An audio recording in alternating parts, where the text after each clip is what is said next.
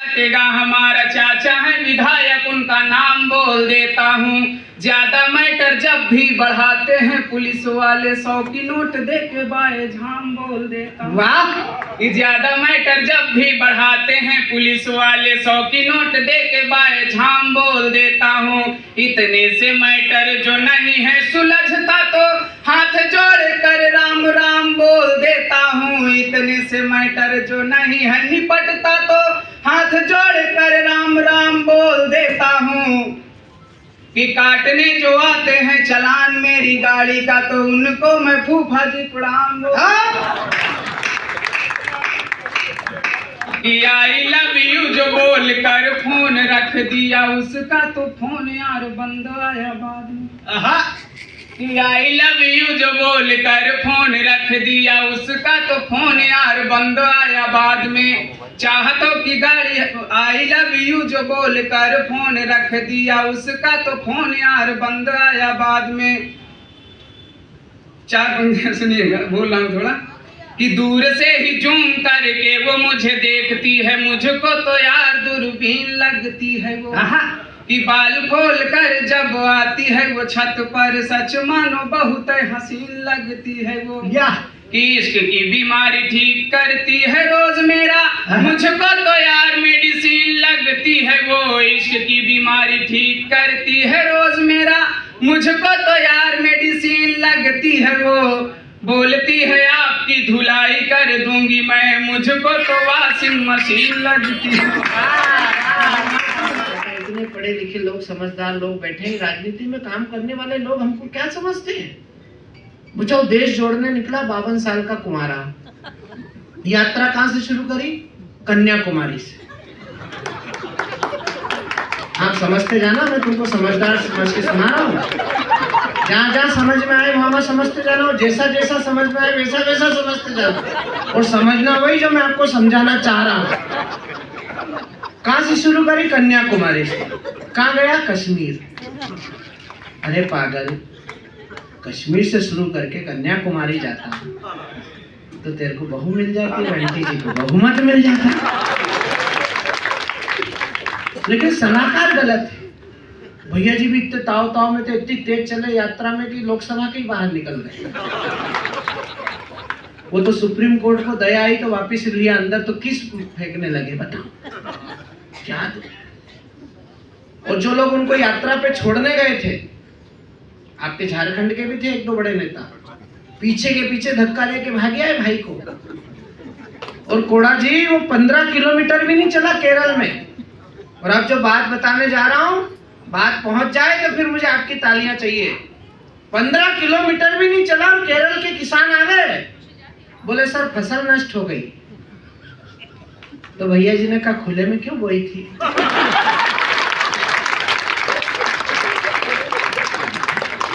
बताओ, ये प्रधानमंत्री बनना चाहते हैं, इनको प्रधानमंत्री बनना है, जिसको ये मालूम नहीं कि फसल खुले में नहीं बोते हैं। तो ये शंभू शिखर मुझसे बोला कि भैया ये बल्ब फ्यूज है। मैंने कहा नहीं शंभू, ये बल्ब फ्यूज नहीं, इसका स्विच खराब है। तो ये सिर खुजाने लगा, वैसे ही तो बाल कम है इसके। बोले भैया स्विच कैसे खराब है? मैंने कहा माता जी इनसे ज्यादा महान है। माता जी छत्तीसगढ़ गई थी किसानों को मुआवजा बांटने, बघेल साहब की सरकार में। तो छत्तीसगढ़ के किसान मधु भैया इतने समझदार है कि उन्होंने 500-500 रुपए इकट्ठे करके माता जी को ही भेंट कर दी। तो नाराज हो गई, बोले मेरे पास तो बहुत पैसे हैं, मुझे क्यों पैसे दे रहे? बोले नहीं मैडम, फसल आपकी भी नष्ट हुई है। जब तक एक एक आदमी ताली नहीं बजाएगा तब तक ये होली यही रहेगी। तो भैया ये 5-6-7 साल में कवि सम्मेलन कराओगे तो आधा कवि सम्मेलन तो इनको ताली बजाना सिखाने में निकल जाएगा। और मुकुंद भैया ने सही कहा, तुम पैसे चाहिए इनसे ले लिया करो हर साल, अगले साल के आज ही ले लेना भले, और डेट आज ही लिखा देना इसको शंभू शिखर। हर साल नहीं कराओगे तो ताली बजाना भूल जाएंगे, और ये बजाना भूल जाएंगे तो फिर मेरे को आधी मेहनत तो इनको बजवाने में लग रही है। फिर मैंने शंभू का कहा, मैंने कहा शंभू ना तो ये बिल्ब फ्यूज है ना स्विच खराब है, अब जो बात बताने जा रहा हूँ मित्रों, अगर बात आपको बहुत दिन तक याद आए और बहुत हंसी आए तो हमेशा हंसते रहिएगा। मैंने कहा ये खराबी खंबे की है। देखो वो समझ गए, जो उस जमाने के लोग हैं समझ गए। तो ये पूछे खंबे की खराबी कैसे है? मैंने कहा पिताजी और महान थे, वो पायलट से प्रधानमंत्री बने थे डायरेक्ट। सरगुजा आए थे छत्तीसगढ़ में, एक किसान से पूछा हरी मिर्ची क्या भाव है? बोले 4 रुपए। बोले लाल मिर्ची? बोले 40 रुपए। बोले मूर्ख हो जो हरी बोते हो, लाल बोया करो। आप बताओ, ऐसे लोग प्रधानमंत्री बनना चाहते हैं जिनको आलू ये पता नहीं कि आलू जमीन में बोते हैं कि पेड़ पे लगता है। तब मैं 4 पंक्तियां आपसे बड़ी गंभीरता के साथ कहना चाहता हूं। जिस अनुष्ठान की तैयारी में पूरा देश लग गया है, एक ही बात याद रखिएगा मारवाड़ी समाज के लोगों, आपने दुनिया की फिजा में परिवर्तन पैदा किया है कि राष्ट्रभक्त नौजवानों, भारती पुकारती है, माँ के दूध का तो अभी कर्ज भी चुकाना है। स्वाभिमान डोर हाथ बाजी जिस बहना ने, उसकी भी लाज आज तुझे ही बचाना है। शहीदों ने रक्त से जो लिखी है कहानियां, वो खुद पढ़ना है, पीढ़ियों को भी पढ़ाना है। और अंग्रेजों को तो तुम भगा चुके हो देश से, अब काले अंग्रेजों से भी देश को बचाना है। आइए इस भाव के साथ में जिस नौजवान व्यंग्यकार को, जिस नौजवान हास्य व्यंग्य कवि को आपके बीच बुलाना चाहता हूँ, वो कभी बुलाया नहीं जाता, मंगाया जाता है। वो कानपुर में पाया जाता है। कानपुर उत्तर प्रदेश का वो प्रदेश है। कहाँ जा रहे हो भाई साहब? ये हर पति की दुर्गति है। करे दोनों ने मिलकर अवेरना उसी को पड़ रहा है बेचारा, और घर पे भी वही और यहाँ भी वही। हिंदुस्तान का पति सुखी रह ही नहीं सकता, उसके भाग्य में सुख लिखा ही नहीं है। हम इतने महान बने घूम रहे हैं। अभी 2 दिन पहले घर से निकलते समय केवल पत्नी से इतना पूछ लिया, मैंने कहा आधा गिलास पानी लाना। बोले प्यास लगी है? बताओ। अब माता जी बताओ पानी काहे के लिए मांगता है आदमी? मैंने कहा नहीं, गला चेक करना, कहीं चाय वासा में रील लीक नहीं हो जाएगा। आपका जमाना अच्छा था, अब तो बहुत दुर्गति है। और इनकी तो होएगी भी नहीं है जो बकरी चला रहे हैं, क्योंकि मोदी जी का जमाना है। मोदी जी ने सब काम डिजिटल कर दिया। अब मुकुंद भी आजकल वैसा प्यार भी नहीं रहा। वो आती रही, मिलती रही, हम इसी को प्यार समझ बैठे। वो एक दिन नहीं है, अपन रविवार समझ बैठे।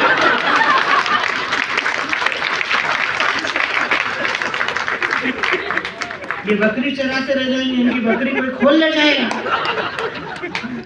क्या प्रतीक लाया ये इस उम्र में बकरी चराना चाहता? ये पक्का राहुल गांधी है। बेटा तो सुधर, तू सपना सोने से थोड़ा सा ज्ञान ले, तेरे को बहुत जरूरत है। मैं उनके पास बैठे हुए हेमंत पांडे को आपके बीच बुलाना चाहता हूँ। पांडे आप जानते हो, जिसको 5 ग्रंथों का ज्ञान होता है वो पांडे होता है। और इसको तो इतना अतिरिक्त ज्ञान है कि इसके यहाँ तो ज्ञान धरती में जा रहा है आजकल।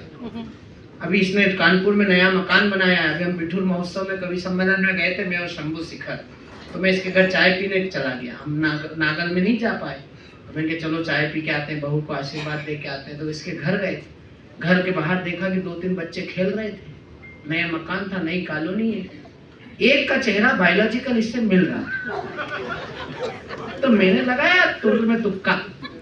मैंने अंदर जाके इसको डांटा। मैंने कहा तेरा बेटा बाहर खुशबाल उछाल रहा है, पड़ोसी के कांच फूट जाएंगे। नया पड़ोसी है, नई कॉलोनी है, नया मकान है, क्यों नया बवाल ले रहा है? तू 20 दिन वैसे ही बाहर रहता है घर से। तो इसने खिड़की से झांक के देखा और मुझे बोला भाई साहब ये मेरा बेटा थोड़ी है, ये तो मेरा भतीजा है। मैंने कहा तेरा बेटा कौन सा? बोले मेरा बेटा तो वो जो तुम्हारी गाड़ी की हवा निकाल रहा है। ये उस कानपुर से है जिनकी औलादें इतनी प्रतिभाशाली है कि उनके बाप मानों को कुछ करना ही नहीं पड़ रहा है। लेकिन इन्होंने क्या करा है, इनकी करतूत अभी ये आपको बताएंगे। अगर आप हंसना चाहते हो तो मैं इनकी अगवानी में केवल 2 पंक्तियां रख रहा हूं, और इस पंक्तियों से मैं इशारा भी करूंगा मुकुंद भाई को भी और हमारे आदरणीय पवन जी को भी। वो इशारा समझे कि श्वेत क्रांति का मृदभाषी जब व्यंगों की बौछार करे, तो काव्य जगत के उस सैनिक की विजय श्री मनोहार करे। आकर्षण आवाज से जो महफिल को सजा देता है, ये वो पौआ है जो बोतल का मजा देता है। जरा जोरदार तालियां बजाइए भाई श्री हेमंत पांडे, कानपुर, उत्तर प्रदेश। कर लिया है। अब कमबख्त ईडी चीज ही ऐसी है। ताली बजा सकते हैं आप लोग।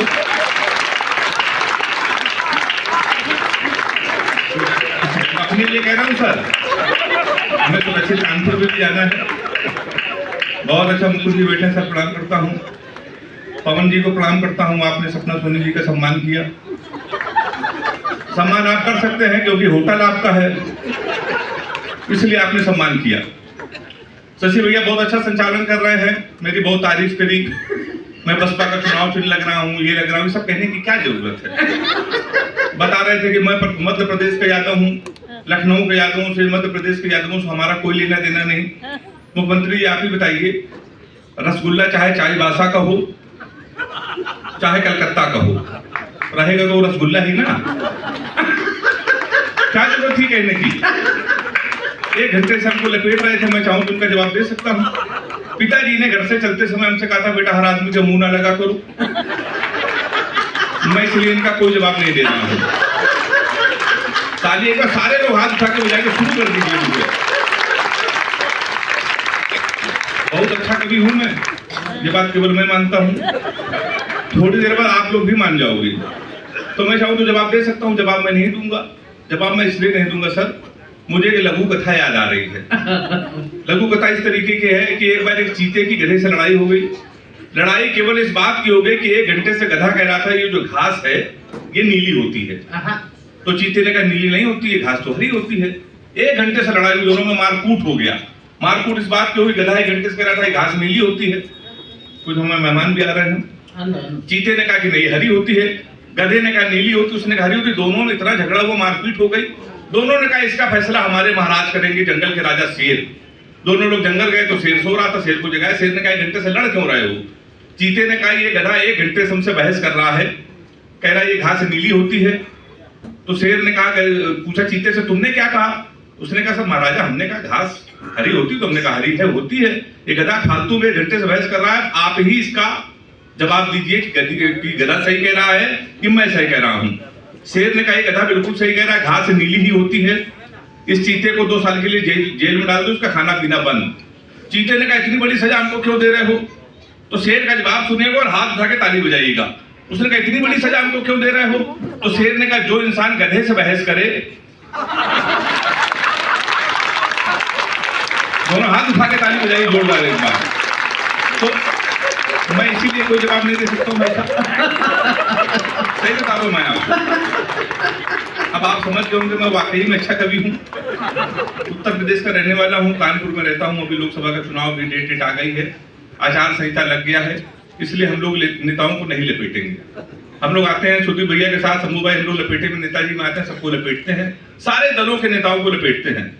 मैं बिल्कुल कसम खा के कह रहा हूँ, मैं किसी भी दल के नेता को लपेट लूं, बीजेपी के नेताओं को मैं बिल्कुल नहीं लपेटता हूं। उसके 2 कारण है सर। पहला कारण यह है कि मैं कानपुर में रहता हूं, दूसरा कारण यह है कि मैं कार से चलता हूं। कानपुर वाले की कार जिस दिन पलटी थी, मैंने कसम खा ली बीजेपी नेताओं से मैं बहुत दूर रहूंगा। तो मैं सर बहुत आपको प्रणाम करता हूँ। सर बीजेपी के नेता जो है बहुत आत्मनिर्भर हो गए हैं। अपने आप को अगर कोई पहचानता है तो ये नेता पहचानते हैं। आपने कई कवि सम्मेलन कुंज लगातार कराते रहते हैं, बड़े कवि सम्मेलन यहाँ पर होते हैं। शशि भैया के आशीर्वाद से मैं भी कई बार आया हूँ।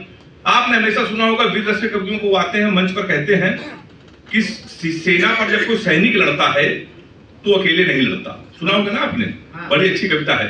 सेना पर जब सैनिक लड़ने जाता अकेले नहीं लड़ता है, बहन की राखी लड़ती है, पत्नी का सिंदूर लड़ता है, माँ का आशीर्वाद लड़ता है। आपको मालूम है ना। ये बात किसी को समझ में नहीं आई, केवल भाजपा नेताओं को समझ में आ गई।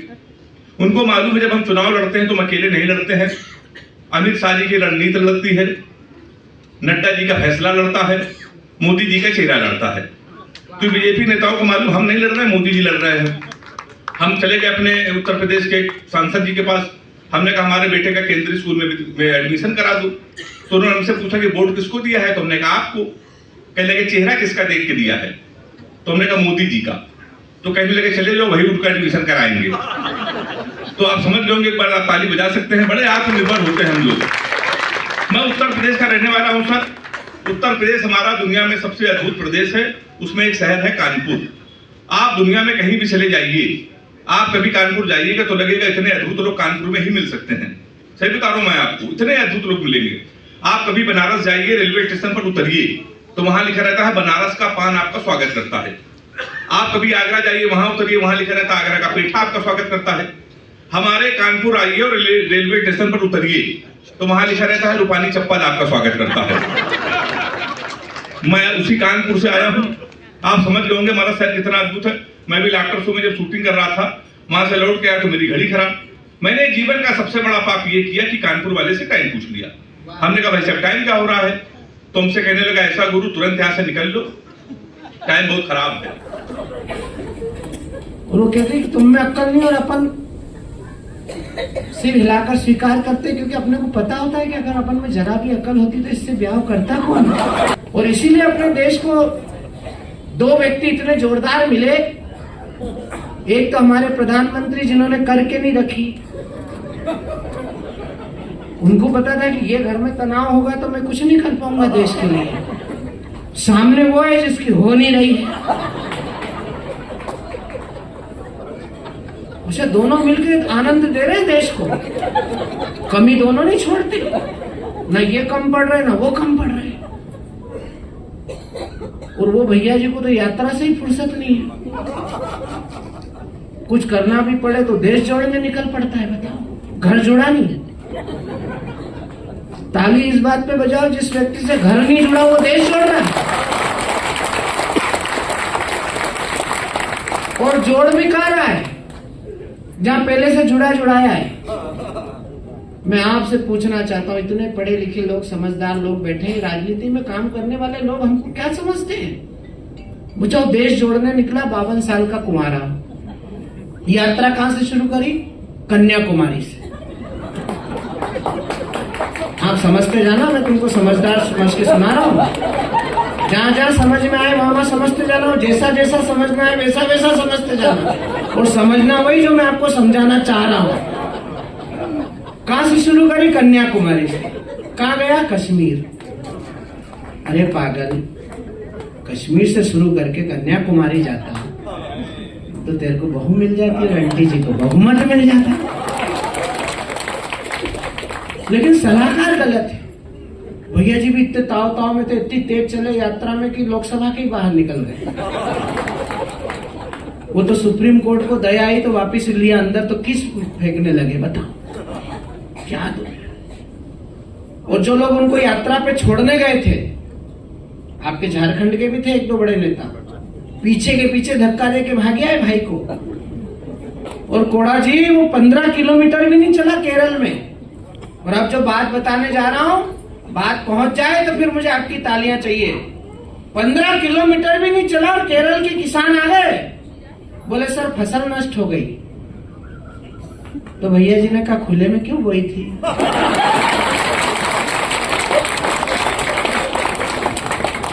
बताओ, ये प्रधानमंत्री बनना चाहते हैं, इनको प्रधानमंत्री बनना है जिसको ये मालूम नहीं कि फसल खुले में नहीं बोते हैं। तो ये शंभू शिखर मुझसे बोला कि भैया ये बल्ब फ्यूज है। मैंने कहा नहीं शंभू, ये बल्ब फ्यूज नहीं, इसका स्विच खराब है। तो ये सिर खुजाने लगा, वैसे ही तो बाल कम है इसके। बोले भैया स्विच कैसे खराब है? मैंने कहा माता जी इनसे ज्यादा महान है। माता जी छत्तीसगढ़ गई थी किसानों को मुआवजा बांटने, बघेल साहब की सरकार में। तो छत्तीसगढ़ के किसान मधु भैया इतने समझदार है कि उन्होंने 500 रुपए इकट्ठे करके माता जी को ही भेंट कर दी। तो नाराज हो गई, बोले भाई मेरे पास तो बहुत पैसे हैं, मुझे क्यों पैसे दे रहे? बोले नहीं मैडम, फसल आपकी भी नष्ट हुई है। जब तक एक एक आदमी ताली नहीं बजाएगा तब तक ये उंगली यहीं रहेगी। तो ये बिल फ्यूज है ना, स्विच खराब है। अब जो बात बताने जा रहा हूँ मित्रों, अगर बात आपको बहुत दिन तक याद आए और बहुत हंसी आए तो हमेशा हंसते रहिएगा। मैंने कहा ये खराबी खंबे की है। देखो वो समझ गए, जो उस जमाने के लोग समझ गए। तो ये पूछे खंबे की खराबी कैसे है? मैंने कहा पिताजी और महान थे, वो पायलट से प्रधानमंत्री बने थे डायरेक्ट। सरगुजा आए थे छत्तीसगढ़ में, एक किसान से पूछा हरी मिर्ची क्या भाव है? बोले 4 रुपए। बोले लाल मिर्ची? बोले 40 रुपए। बोले मूर्ख हो जो हरी बोते हो, लाल बोया करो।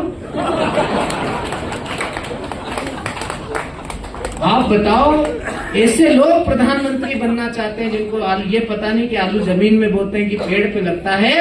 तब मैं 4 पंक्तियां आपसे बड़ी गंभीरता के साथ कहना चाहता हूं।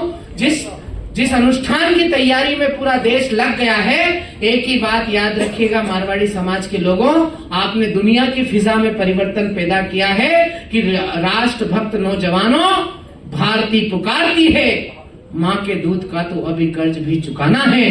स्वाभिमान डोर हाथ बाजी जिस बहना ने, उसकी भी लाज आज तुझे ही बचाना है।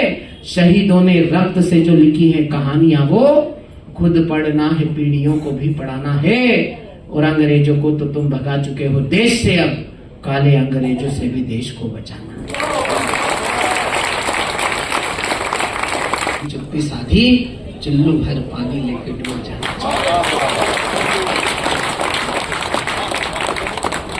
लेकिन इस समय पर राजनीति में वातावरण बहुत अच्छा है। देखो, जो माँ की नहीं सुने वो राहुल गांधी, जिसने बाप की नहीं सुनी कभी वो अखिलेश यादव, जो किसी की नहीं सुन रहा वो नरेंद्र मोदी,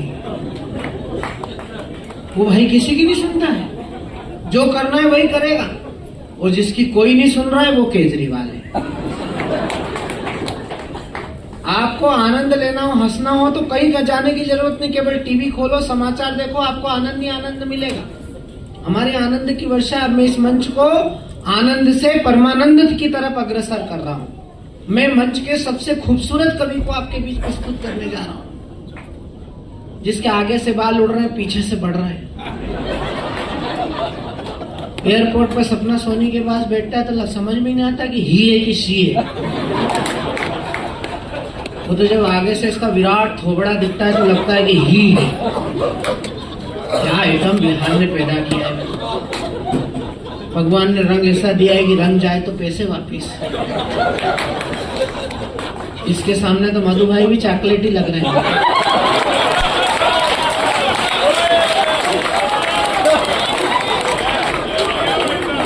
अच्छा, सपना सोनी के पास बैठा था तो ऐसा लग रहा था कि भगवान के घर न्याय भी और भगवान के घर अन्याय भी है। मनमोहन सिंह की सरकार में जो कोयला घोटाला हुआ था कि नहीं, उसका ब्रांड एम्बेसडर तो यहीं फंसा हुआ है। एक फाइल गुम गई थी, आपको पता हो तो वो फाइल यही है जो यहाँ बैठी है। इन दोनों को साथ साथ देखो आप। सपना को देखोगे तो ऐसा लगेगा जैसे पूर्णिमा का चांद खिला है चाईबासा में। इनको देखो तो ऐसा लगेगा जैसे अमावस की रात है। इनको देखो तो ऐसा लगेगा भगवान ने क्या उपहार दिया है, जो उपहार आज चांडक जी के हाथ लगा है। और इनको देखो तो ऐसा लगेगा कि भगवान ने कहाँ कहाँ पे प्रहार किया और ये प्रहार हमारे माथे पड़ा। लेकिन प्रहार और उपहार के बीच में जिस कवि ने बिहार के मधुबनी से निकलकर पूरी दुनिया को हंसाया। हंसना बहुत कठिन काम है और हंसाना उससे ज्यादा कठिन काम है। मैं मध्य प्रदेश से आया हूँ, जबलपुर के पास आचार्य रजनीश की जन्मस्थली है गाडरवाड़ा। आचार्य रजनीश हमारे महान दार्शनिक हुए, जिन्होंने कहा कि जब आप हंस रहे होते हैं तो आप ईश्वर की प्रार्थना कर रहे होते हैं, क्योंकि आपको हंसना है। हंसना केवल इंसान के भाग्य में लिखा। आपने कभी किसी गधे को हंसते हुए नहीं देखा। वो चाईबासा में कोई गधा मुस्कुराने लगे तो समझ लेना कि ये। आज सर आपके पास 100% ईमानदारी को साबित करने का मौका है। फोटोग्राफर फोटो ले रहे हैं। शशिकांत जी कहाँ आगे? फिर एक बढ़िया बात बताऊंगा, उन्हें आने दो। पहले मैं आपको अपने बारे में छोटी छोटी जानकारी दे देता हूँ। एक तो दोस्तों ये बताइए, ये पूरा कवि सम्मेलन आपको अब तक कैसा लग रहा है? तो इसके लिए धन्यवाद दीजिए आप पवन जी को और उनकी पूरी टीम को, जो यहाँ से टाटा नगर जा करके और मिल करके आए और उन्होंने एक एक कवियों का चयन किया। और इनको खुद नहीं लग रहा था कि इनका कवि सम्मेलन इतना अच्छा हो जाएगा। इन्होंने कहा था हमसे कि 2 कवि 3 कवि के बाद हमारी आधी ऑडियंस चली जाएगी। इनको हमारे ऊपर कॉन्फिडेंस था। ये तो आप लोग ही अच्छे हैं कि आप लोग जान ही रहे हैं।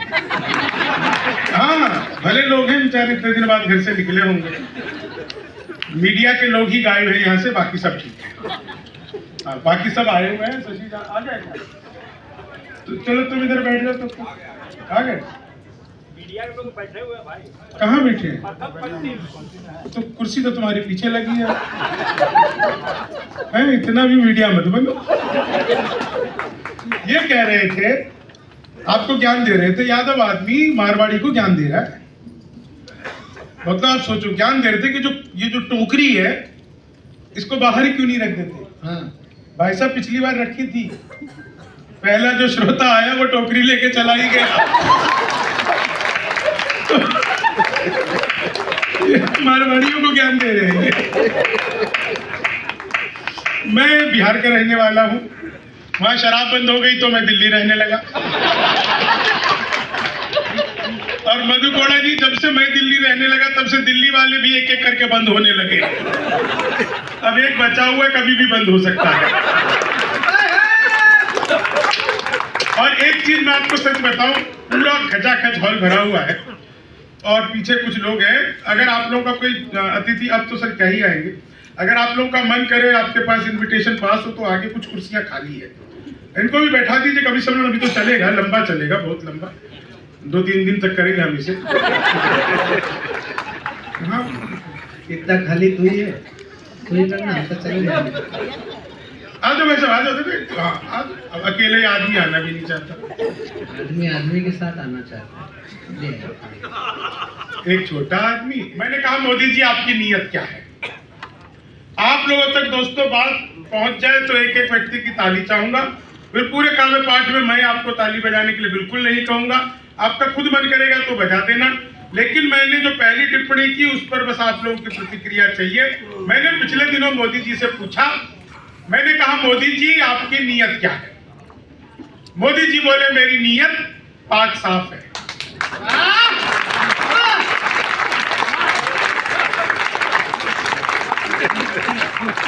वो चीते आए थे भारत, पिछले दिनों चीते आए थे ना सर, तो मैंने चीते से भी पूछा, मैंने कहा तुम भारत आ रहे हो, भाई जो आदमी मोदी से डायरेक्ट पूछ सकता है उसके लिए चीते कितनी बड़ी बात है। तो मैंने चीते से भी पूछा, मैंने कहा तुम भारत आ रहे हो, तुम्हें आते हुए डर नहीं लगा? बोले नहीं, हम वहीं से बीजेपी ज्वाइन करके आए हैं।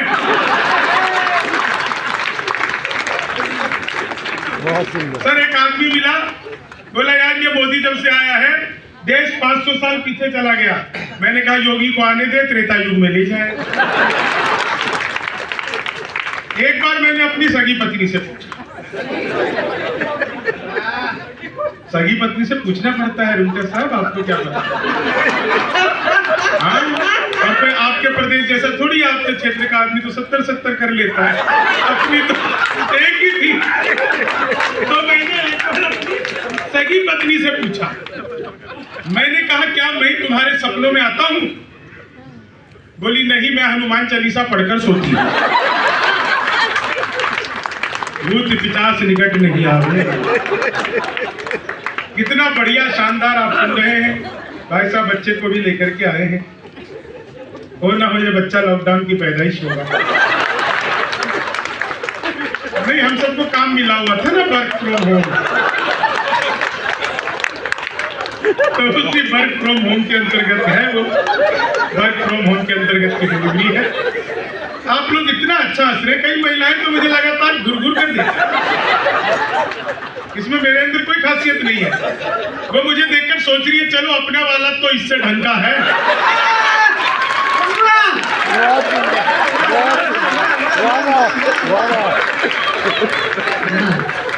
ये सब पति पत्नी की बातें कर रहे थे, ये भी। मैं एक चीज बता देता हूँ रुमका सर, पवन बाबू एक बात बता देता हूँ, ये महिलाएं, ये पुरुष, ये महिलाएं पत्नियां जितना ज्यादा काजू खाए, अखरोट खाए, बादाम खाए, पिस्ता आदमी ही है,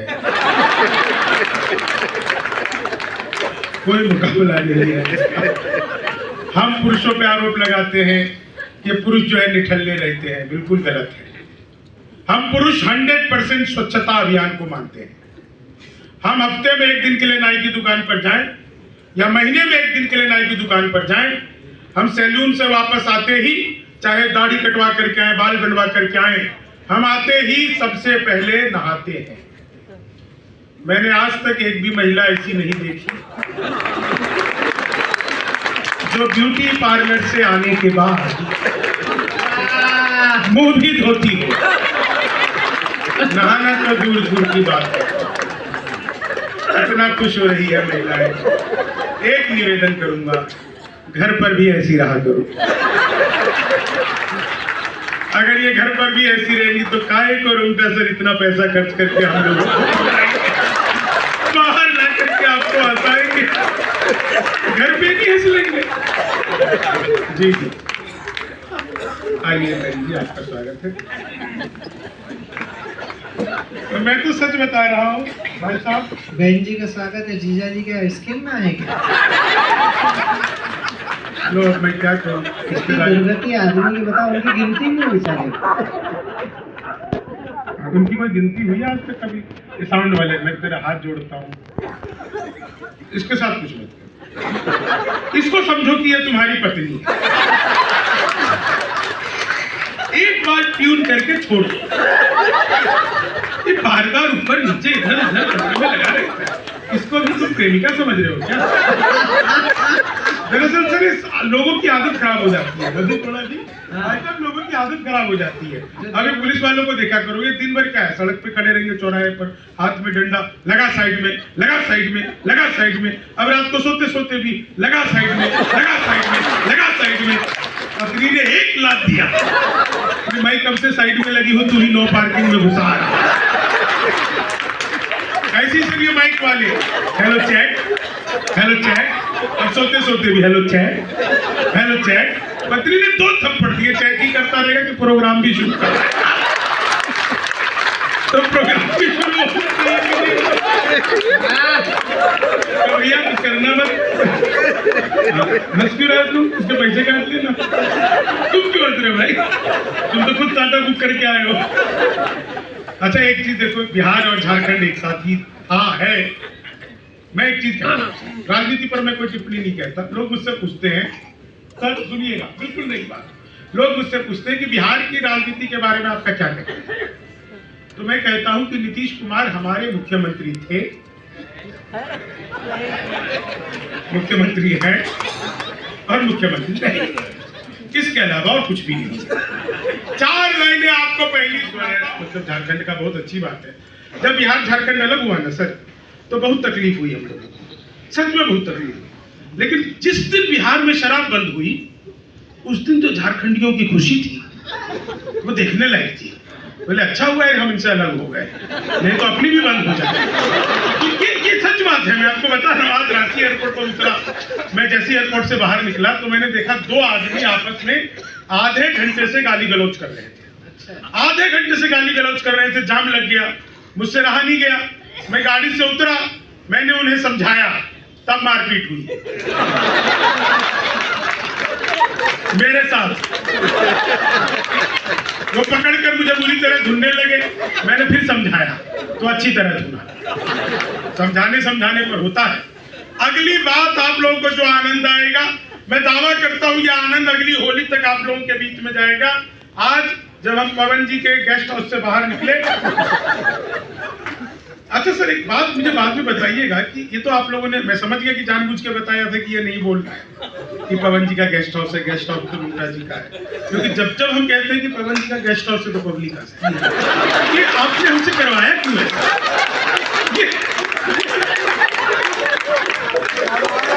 एक बात बताओ, आपको हमारी कविताओं पे भरोसा नहीं है? आधा घंटे तक समझाते हैं। ये तो अच्छा हुआ कि मैंने नहीं समझाया, नहीं तो बात होनी थी। तो मैं एक सच बता रहा हूँ, गेस्ट हाउस से बाहर निकला, निकलते ही दाहिने साइड में यही सामने कोने पे मैं चाय पीने लगा। चाय में जैसे पी रहा था तो एक कुत्ता आया, मेरे भीतर दया जगी। तो मैंने चाय वाले से कहा कि एक जरा बिस्कुट का पैकेट दे दे। उसने मुझे बिस्कुट का पैकेट दिया, मैंने उस बिस्कुट को खोला, उसमें से एक बिस्कुट निकाला और कुत्ते को फेंका। कुत्ते ने तुरंत लपका और जैसे ही बिस्कुट अंदर गया, अलट पलट अलट पलट अलट पलट अलट पलट 1 मिनट में 12 बार गुलाटी खाई। मैं गिन रहा था, 1 मिनट में 12 बार। मैं घबरा गया, मैंने चाय वाले का गिरबान पकड़ लिया। मैंने कहा क्या मिला दिया तूने बिस्कुट में? ये तो अच्छा हुआ मैंने नहीं खाया, नहीं तो मैं भी अलट पलट करता। तो चाय वाले ने जो जवाब दिया, आप सबको होली का आनंद आ जाएगा। मैंने कहा कि तूने क्या मिला दिया बिस्कुट में? ये तो अच्छा हुआ कि ये मैंने पहले नहीं खाया, नहीं तो मैं भी अलट पलट इस कुत्ते की तरह करता। तो चाय वाला बोला, बाबूजी मुझे मत डांटिए, बिस्कुट पतंजलि का है। खाते ही कुत्ता अनुलोम विलोम कपालभाति सूर्य नमस्कार प्राणायाम सब कुछ एक साथ करने लगा है। तो हंसी हर जगह है सर, हंसी का कोई मुकाबला नहीं है, हर जगह है। अब 4 लाइन सुनिएगा। इन 4 लाइनों पे बहुत सारे लोग मोबाइल से मेरा फोटो खींच रहे हैं। भैया मेरा डिजिटल कैमरे से भी नेगेटिव आता है। मैं एयरपोर्ट जाता हूँ, बहुत सारे लोग दौड़ जाते हैं, चलो उसके साथ फोटो खिंचाते हैं। मेरे साथ जो भी लेता है उसकी अच्छी आती है, तो इसलिए लोग लेने आ जाते हैं। बच्चे भी 2-4 जो है बड़े खुश है, वो माँ बाप को एक साथ हंसते हुए पहली बार देख रहे हो, इसलिए वो खुश है, और कोई कारण नहीं। 4 लाइन सुनिएगा, आप सबको इन 4 लाइनों पे आनंद आ जाएगा।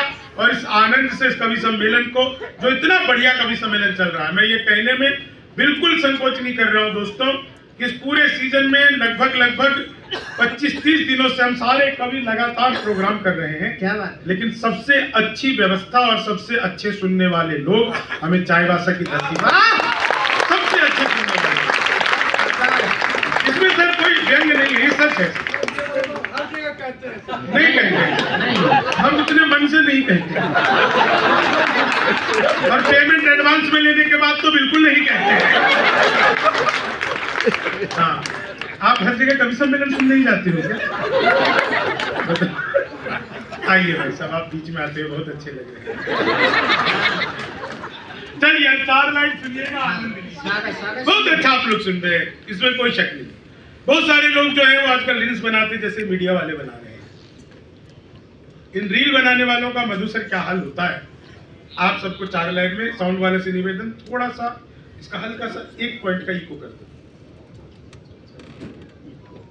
हाँ, 1 पॉइंट करना बस, ज्यादा मत करना।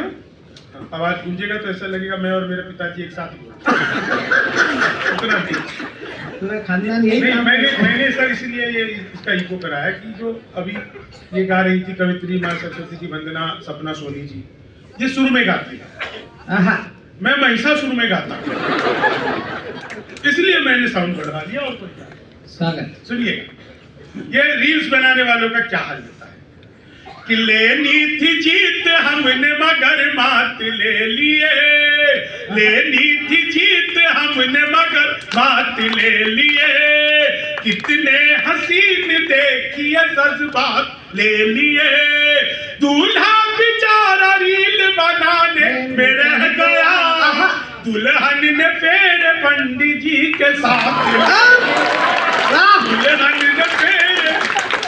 दुल्हन ने फेर क्या मैं कोस दूं क्या फिर से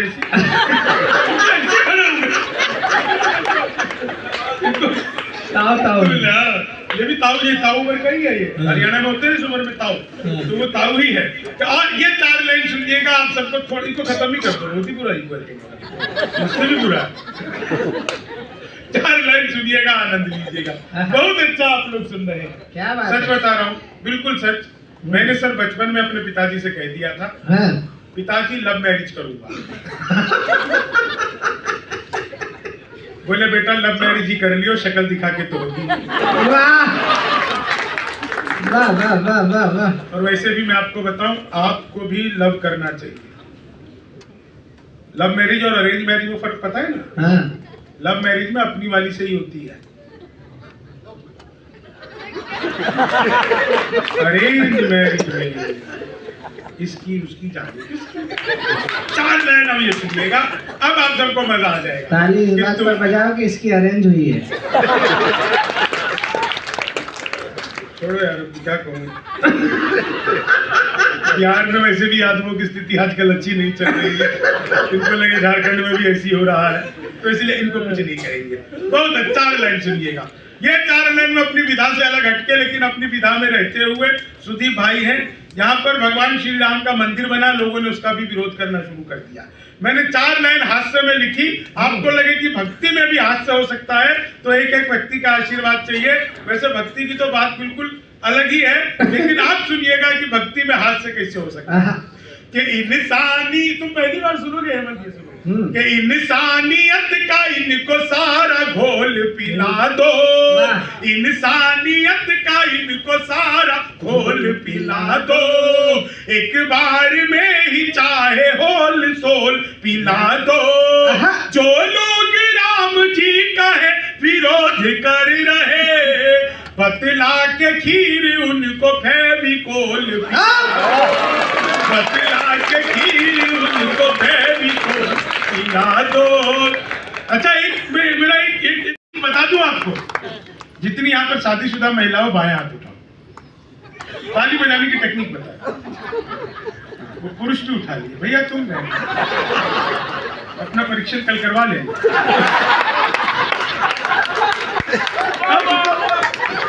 नहीं सर, महिला का नाम आ गया ना, इन महिलाओं को 100 तरीके से खुश नहीं कर सकते भाई साहब, 100 तरीके से महिलाओं को खुश नहीं किया जा सकता। हम पुरुष महिला को देखते ही खुश हो जाते हैं, हमारा एक ही तरीका है। तो जितनी भी शादीशुदा महिला है बाएं हाथ उठाइए, है ना, हथेली पर अपने पति की फोटो देखिए। अब जो आपको ताली बजाने में मजा आएगा, भाभी जी थोड़ा आराम से।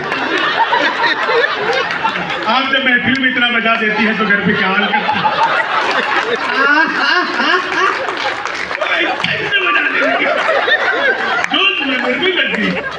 पुरुष भी निराश न हो जाए ना, आप उठा लो, इतना खुश हो गए। भाभी जी की फोटो नहीं देखनी है, इसमें देखो उस बिचौलिए की जिसने करवाई थी, फिर जो आपको ताली बजाने में आनंद आएगा, तो दोनों हाथ ऊपर उठा करके ताली बजाइए। बहुत बढ़िया।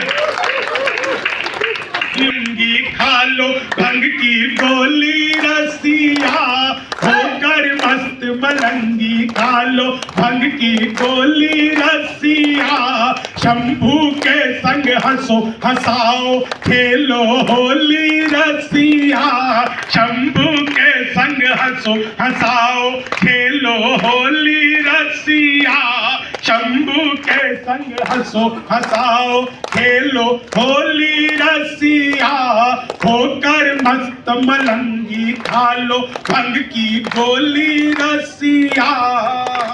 अब इन 4 लाइनों का मजा कि भूत पिचास चुड़ैल डाकनी सब है साथ में आए। वे शंभू के साथ तो सब आते हैं कि भूत पिचास चुड़ैल, कौन कह रहा है आदमी, खुद को माने बैठी है, मैं ही हूँ। ये तो पतिदेव से पूछो अपने कौन हो तुम। नहीं, वो चुड़ैल से मुझे याद आ गया सर, एक आदमी सुनसान जगह पे जा रहा था तो एक औरत जो है हाथ में दिया जला के आ रही थी, तो सामने आकर बोली मैं चुड़ैल हूँ। आदमी बोला तो फिर चिपट जाओ। होकर मस्त तुम क्या करने आए? चाय वाला है, इसको कुछ नहीं कहूंगा। मैं सच बता रहा हूँ मधु सर, 2014 के बाद जिसने भी चाय वाले को कुछ कहा ना, किसी को कुछ कहने के लायक नहीं रहा, इसको कुछ नहीं कहूंगा। वैसे ये चाय भाषा है, ये चाय वाला है, तो इसलिए इसको कुछ नहीं कहेंगे। होकर मस्त मलंगी खा लो भंग की। मैं सर अभी अमेरिका गया था, तो मैं ये धोती कुर्ता पहन के, मैं आपको एक चीज बता देना चाहता हूँ, मैं दुनिया के किसी भी मंच पर चला जाऊं, मैं हमेशा धोती कुर्ता पहन करके ही जाता हूँ। इसलिए नहीं कि मुझे दूसरे कपड़े अच्छे नहीं लगते। आज चाहे आपके झारखंड का, मेरे बिहार का, या भारत के किसी भी प्रांत का कोई गांव है ना, वहां पे गांव में जब कोई बुजुर्ग व्यक्ति मरता है तो वो बुजुर्ग नहीं मरता, उसके साथ धोती पहनने वाला एक आदमी कम हो जाता है। हमारे संस्कार, हमारे परिधान भी कहीं ना कहीं खत्म होते चले जा रहे हैं। मैं टाइम स्क्वायर बिल्डिंग पे धोती पहन के घूम रहा था, एक अंग्रेज आया, उसने मेरे से पीछे से धोती पकड़ लिया। बोला व्हाट इज दिस? मैंने कहा धोती। बोला व्हाट धोती? मैंने कहा फुली एयर कंडीशनर। हाँ, मैं अंग्रेज को सर घर ले आया, मैंने कहा बहुत बढ़िया आदमी है तू तो। घर लाया, मैं घर जाने लगा तो मैंने साहब जाकर के प्रणाम किया। घर में घुसने से पहले तुलसी का, हमारे यहाँ रहता है सनातनी आदमी, हमने तुलसी को प्रणाम किया। बोले ये क्या है? मैंने कहा तुलसी हमारी माँ है।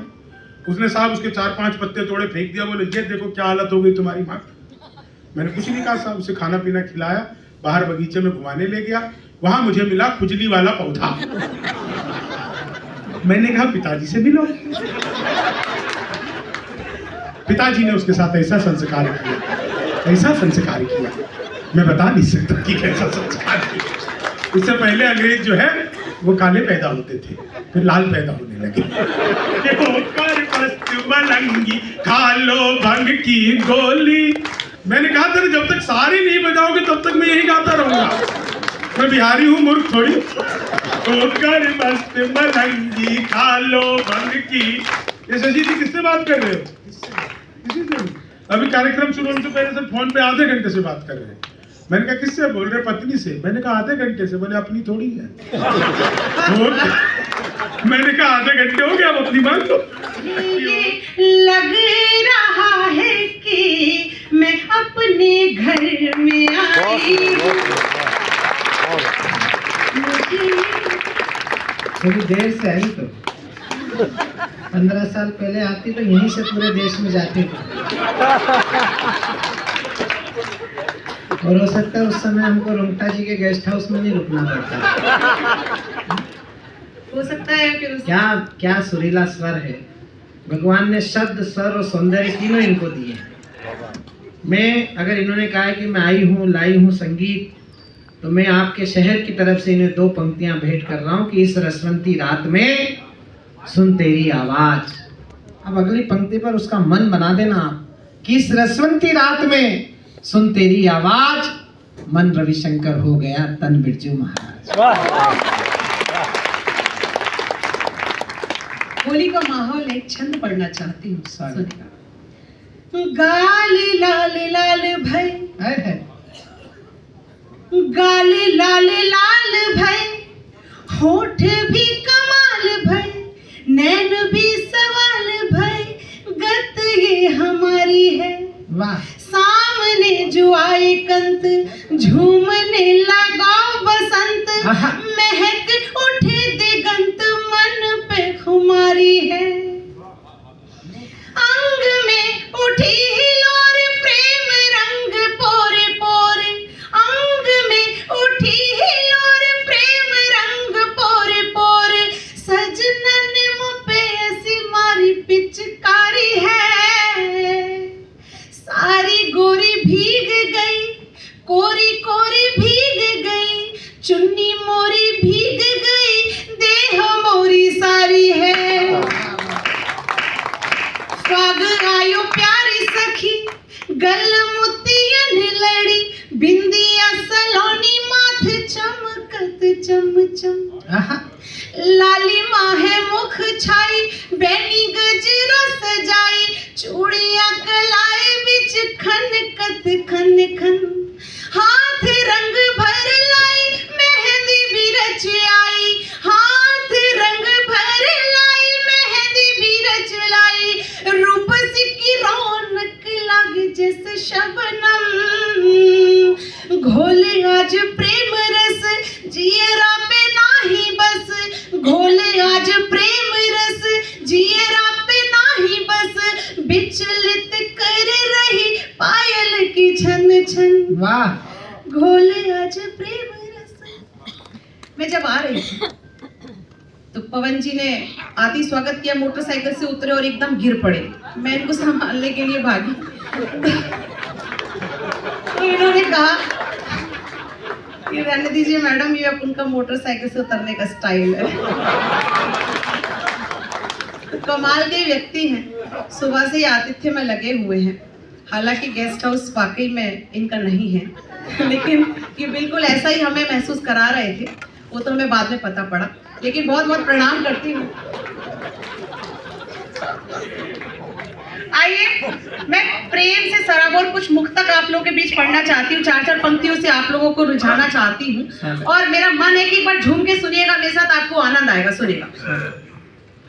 बुलाओ तुम कभी तो दौड़ी दौड़ी आऊंगी, लिखे जो गीत गजल उनको गुनगुनाऊंगी, तुम्हारे बिन खुशी के रंग सारे फीके हैं, तुम्हारे कभी होली नहीं मनाऊंगी, तुम्हारे बिन कभी होली नहीं मनाऊंगी, तुम्हारे बिन।